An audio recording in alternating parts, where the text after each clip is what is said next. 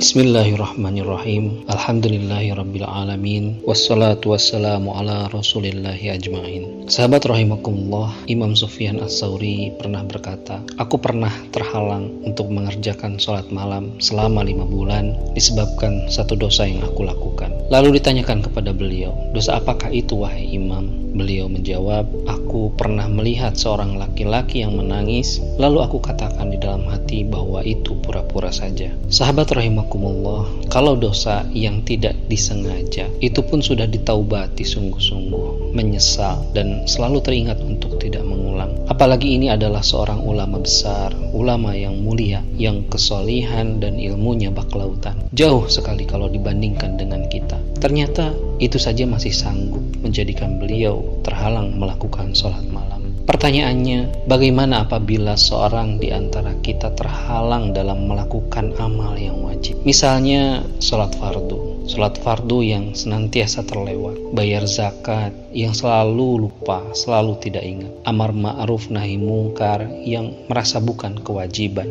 demikian pun menutup aurat merasa tidak nyaman, dan masih banyak lagi kewajiban-kewajiban lainnya yang dilalaikan. Kalau setitik kecil dari dosa kemaksiatan yang dilakukan sudah cukup menghalangi seseorang dari peluang melakukan amalan yang sunnah, maka bisa kita bayangkan dosa macam apa yang sanggup membuat seseorang merasa berat terhadap yang wajib. Mungkin sudah bukan setitik lagi, namun gumpalan hitam yang semakin membesar sehingga menutup cahaya di dalam hati. Ibadah menjadi tidak nikmat, tidak ada gairah. Sholat baru sebentar sudah merasa lelah. Membaca Al-Quran baru sesaat sudah merasa ngantuk. Belajar ilmu agama baru beberapa menit sudah bosan luar biasa. Begitulah, tidak ada kenikmatan di dalam melakukan amal soleh. Sementara dosa yang fitrahnya dibenci oleh jiwa manusia malah dinikmati. Melihat yang haram menikmati, mendengar yang haram terasa nikmat, memakan yang haram pun demikian nikmat, melakukan yang haram juga merasa nikmat. Bahkan bukan hanya nikmat tetapi bangga. Nauzubillah summa naudzubillah. Sahabat rahimakumullah, itulah dampak dari kemaksiatan. Semakin sering dilakukan, semakin tidak pernah ditaubati, maka dampaknya makin dahsyat. Yang pertama, terhalang untuk sulit melakukan yang sunnah. Yang kedua, mudah melalaikan yang wajib hingga meninggalkannya, dan tidak ada perasaan nikmat, tidak nyaman, dan mudah merasa bosan.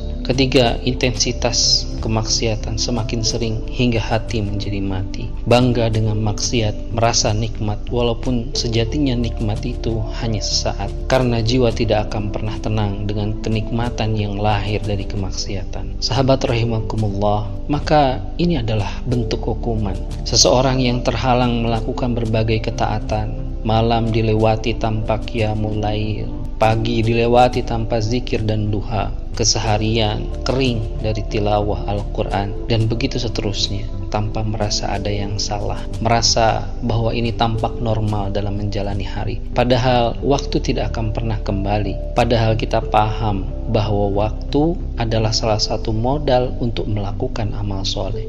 Jika waktu berlalu tanpa amal soleh, maka kita merugi. Bukankah sudah sangat sering kita mendengar, membaca ayat Al-Quran, innal insana lafi khusr, sesungguhnya manusia itu benar-benar dalam kerugian. Kemaksiatan membuat kita dihukum di dunia, yaitu berjarak dengan kebaikan. Maka jika seorang masih ada perasaan menyesal dalam hati, maka itu menunjukkan bahwa setidaknya hati tidak mati. Masih ada kesempatan untuk bertaubat, menyesali diri. Bukankah seseorang yang bangun di pagi hari tanpa menghiasi malamnya dengan qiyamul lail, lalu ia menyesal dan beristighfar berkali-kali, itu jauh lebih baik dari seseorang yang melaksanakan qiyamul lail namun dengan perasaan tinggi hati, merasa diri suci dan lebih baik dari orang lain.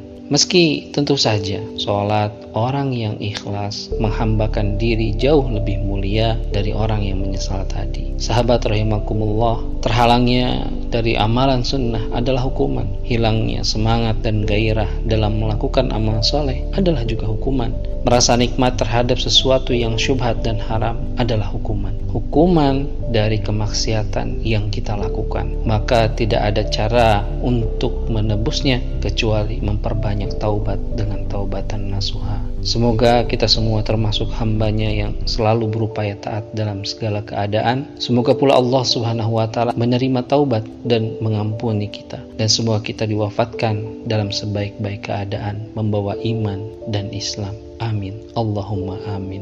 Barakallahu fikum. Wallahu